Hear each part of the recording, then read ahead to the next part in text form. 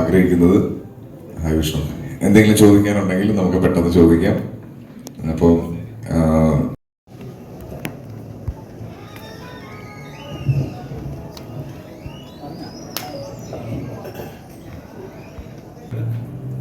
ആസിഫും അതിനകത്ത് കയറി തലവെക്കും, ഒരു കാര്യമില്ലാതെ അതിനകത്ത് കയറി തലവെക്കും. അങ്ങനെ പോകുമ്പോൾ ഉണ്ടാകുന്ന അവര് പോകുമ്പോൾ കാണുന്ന ഓരോ പ്രശ്നങ്ങൾ അടുത്തേക്ക് ചെല്ലുമ്പോൾ അതല്ല എന്ന് തോന്നുന്നു. അതുകൊണ്ടാണ് നമ്മൾ മിറാഷ് എന്നുള്ള പേര്. It's A kind of travel. നേരത്തെ അത് കേരളത്തിൽ നിന്ന് ഡൽഹിക്ക് അങ്ങനെയൊന്നുമില്ല.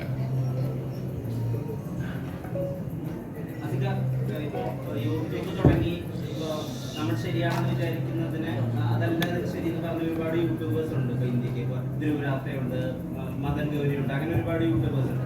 അങ്ങനത്തെ ഏതെങ്കിലും വളരെ ഫേമസ് ആയിട്ടുള്ള യൂട്യൂബേഴ്സിനെ ബേസ് ചെയ്തിട്ടാണ് ഈ അശ്വിൻ കുമാർ ട്രാവൽ നടത്തുന്നത്? റെഫറൻസസ് ആയിട്ടൊന്നുമില്ല, പക്ഷെ ഐഡിയ അത് തന്നെയാണ്. ഇപ്പം അശ്വിൻ പറയാൻ ആഗ്രഹിക്കുന്നത് വളച്ചൊടിക്കലുകളൊന്നും ഇല്ലാതെ വളരെ സ്ട്രെയിറ്റ് ആയിട്ട് ന്യൂസ് സ്ട്രെയിറ്റ് പോകണം. അതിനകത്ത് ഏറ്റുകെട്ടലൊന്നും വേണ്ട. അപ്പൊ പുള്ളിക്കത് അതുകൊണ്ടാണ് പ്യുവർ ഫാക്ട്സ് എന്ന പുള്ളിയെ കമ്പനിക്ക് പേരിട്ടിരിക്കുന്നത്. അതുകൊണ്ട് തന്നെ കഷ്ടപ്പെട്ടാണ് ഉന്തുകളിലേക്ക് കൊണ്ടുപോകുന്നത്. കാരണം ആൾക്കാർക്ക് എപ്പോഴും കുറച്ച് സ്പൈസി ആയിട്ടുള്ള ഇതാണല്ലോ വേണ്ടത്. അതിനെക്കുറിച്ചൊക്കെ നമ്മൾ പറയുന്നുണ്ട്. പക്ഷെ അശ്വിൻ വളരെ പറയുന്നുണ്ട്, നമ്മൾ ഡിഫറെന്റ് ആയിട്ട് നിൽക്കണം. കുറച്ച് കഴിയുമ്പോൾ നമ്മളെ അവർ തിരിച്ചറിയും. അതിന്റെ ഇത് എന്ന് പറയുന്നത് പാട്ട് എന്നിട്ടില്ലല്ലോ.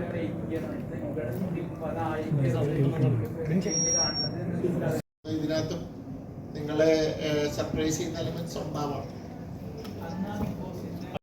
അതെ, അദ്ദേഹം പറഞ്ഞായിരുന്നു ഒരു അപ്കമിങ് ഫിലിമിൽ അതിന്റെ കാസ്റ്റിംഗ് നടക്കുന്നേ ഉള്ളായിരുന്നു. അങ്ങനെയാണ് നിങ്ങൾ കണ്ടിട്ട് വിലയിരുത്തുക, ഞാനല്ലോ പറയേണ്ടത്. ഒരു തുടക്കക്കാരൻ എന്നുള്ള നിലയിൽ ഫിലിമില് അതിൻ്റെതായ ഹിക്കപ്സ് അതെല്ലാ ആക്ടേഴ്സിനും ഉള്ള പോലെ കാണും. ബട്ട് ഇത് ഇവൻച്വലി നമ്മൾ എന്താ പറയാ, അർജുന ഡിസൈഡ് ചെയ്യേണ്ടത് എത്രത്തോളം ഹാർഡ് വർക്ക് ഇട്ട് അതിനെ ചെയ്യാന്നുള്ളത്.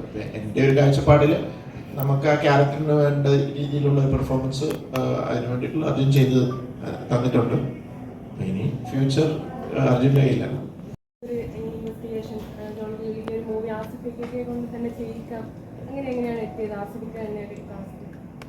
അല്ല, ഈ ക്യാരക്ടർ ഞങ്ങൾ ഇതിപ്പോൾ അതിൻ്റെ തുടക്കം എനിക്ക് തോന്നുന്നു ഞാനത് പറഞ്ഞിട്ടില്ല എന്ന് തോന്നുന്നു. അല്ല, കുറേ മീഡിയയിലൊക്കെ പറഞ്ഞതാണ്. ഇത് ഹിന്ദിയിൽ ചെയ്യാനിരുന്ന പ്രൊജക്റ്റാണ്. ഒരു 5 വർഷം മുമ്പ് അവിടുന്നാണ് ഇതിൻ്റെ കഥാകൃത്ത് ഒരു അപർണ എന്ന് പറഞ്ഞൊരു ലേഡിയുടെ അകത്ത് ഒരു ശ്രീനിവാസ് എന്ന് പറഞ്ഞൊരു ചെറുപ്പക്കാരൻ സ്ക്രിപ്റ്റ് എഴുതി സീൻ ഓർഡർ ഉണ്ടാക്കി വന്നു. പിന്നെ ഞങ്ങളിരുന്ന് വർക്ക് ചെയ്തു ഹിന്ദിയിൽ. അപ്പോൾ ഇതിനകത്ത് ഫീമെയിൽ ക്യാരക്ടറാണ് ഈ കഥ കൊണ്ടുപോകുന്നത്. അതിൻ്റെ കൂടെ വളരെ ഇമ്പോർട്ടൻ്റ് ആയ രീതിയിലുള്ള ക്യാരക്ടറൈസേഷൻ ഒന്നാണ് ഈ പറഞ്ഞ ഹീറോ ക്യാരക്ടർ. പക്ഷേ ഹിന്ദിയിലൊരു പ്രോബ്ലം എന്താണെന്ന് വെച്ച് കഴിഞ്ഞാൽ ഹീറോയ്ക്ക് പ്രോമിനൻസ് വേണം ഭയങ്കരമായ രീതിയിൽ. അപ്പോൾ അതിനുള്ള ചേഞ്ചസ് ആവശ്യപ്പെടുന്നു ചെയ്യുന്നു. അപ്പോൾ ഞങ്ങൾക്കത് ഡൈജസ്റ്റ് ആയില്ല. കുറേ ട്രൈ ചെയ്തിട്ട് അവസാനം 4-5 വർഷം കഴിഞ്ഞപ്പോഴത്തേക്കും ഞാനത് വിട്ട് കളഞ്ഞേക്കാൻ നോക്കും. പക്ഷേ എൻ്റെ ഒരു ബുദ്ധിമുട്ടെന്ന് വെച്ചാൽ 5 വർഷം എൻ്റെ കൂടെ ആ മനുഷ്യൻ നടന്നതാണ്. ഈ സബ്ജക്റ്റിൽ നമുക്കുള്ളൊരു വിശ്വാസം. അപ്പം ഞാൻ പറഞ്ഞു നമുക്കൊന്ന് മലയാളത്തിൽ ട്രൈ ചെയ്ത് നോക്കാം. അപ്പോൾ ഒരു ശരി എന്നുണ്ട്. അപ്പം ഞാൻ ആദ്യം വിളിച്ചത് ആസിഫിനെയാണ്. കാരണം അത് ആസിഫിന്റെ ഒരു പ്രത്യേകത. ഞാൻ ഇതിനു മുമ്പ് കോമന്റ് വർക്ക് ചെയ്തപ്പോഴും പിന്നെ എൻ്റെ ആക്ച്വലി വെരി ഫസ്റ്റ് ആണ്. ഞാൻ പറഞ്ഞത് ഇതൊരു ഭയങ്കര ലേണിംഗ് പ്രോസസ് ആയിരുന്നു. എനിക്ക് കുറേ ഒന്നും അറിയാത്തൊരു സ്ഥലത്തെത്തിയ സ്ഥലമായിരുന്നു. പക്ഷെ എനിക്ക് കുറേ പഠിക്കാൻ പറ്റി. Even each and everything technicians ആണെങ്കിലും ഇവരുടെ അടുത്തുനിന്നാണെങ്കിലും എനിക്ക് കുറേ ആസിഫിക്ക് എനിക്ക് കുറേ കാര്യം പറഞ്ഞു തന്നിട്ടുണ്ടായിരുന്നു. ഈവൻ അബറിനാണെങ്കിലും എല്ലാവരും എനിക്ക് കുറേ സപ്പോർട്ട് ചെയ്തു. ആൻഡ് യൂട്യൂബിൽ കമൻസ് ഒന്നും എനിക്ക് സന്തോഷമുണ്ട്. എല്ലാവർക്കും സപ്പോർട്ട് ചെയ്യുന്നു. And hope for the best. എല്ലാവരും വീട്ടിൽ തന്നെ കാണുക.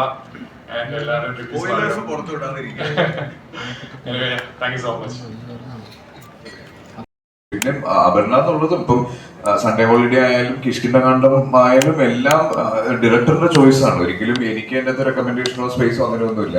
എൻ്റെ അടുത്തും ജിത്തു സാറ് പറയുമ്പോൾ ഇത് പ്രൊജക്ട് ഓൺ ആയതിനു ശേഷം സാറിന്റെ ഫസ്റ്റ് ചോയ്സ് വാസ് അപർണ. അപർണയുടെ കൂടെ അപർണ തന്നെയായിരുന്നു ആ കാസ്റ്റ് ഉണ്ടായിരുന്നത്. ഇപ്പൊ എനിക്ക് അപർണയാണെങ്കിൽ കൂടുതൽ സന്തോഷം, അല്ലെങ്കിൽ വേറെ ആരാണെങ്കിലും നല്ലൊരു പെർഫോമർ, നന്നായി ആ ക്യാരക്ടർ ഹാൻഡിൽ ചെയ്യാൻ അങ്ങനെ പെർഫോം ചെയ്യാൻ പറ്റുന്ന ഒരാളാവണമെന്ന് മാത്രമേ ഞാൻ ഡിമാൻഡ് ചെയ്യാറുള്ളൂ. അതെ അതെ, ഇപ്പൊ ഈ ഇതിന്റെ എപ്പോഴും നമ്മുടെ ഫീൽഡിൽ വന്നുകൊണ്ടിരിക്കുന്നത് അപ്പൊ നമ്മൾ ആവശ്യമില്ലാതെ കുറെ ടെൻഷനും കുറെ കാര്യങ്ങളും ഒക്കെ ഒരുപാട് കാര്യങ്ങളെ പറ്റി ആവശ്യമില്ലാതെ ബോധം ഉണ്ടാവുന്നുണ്ട് സോഷ്യൽ മീഡിയ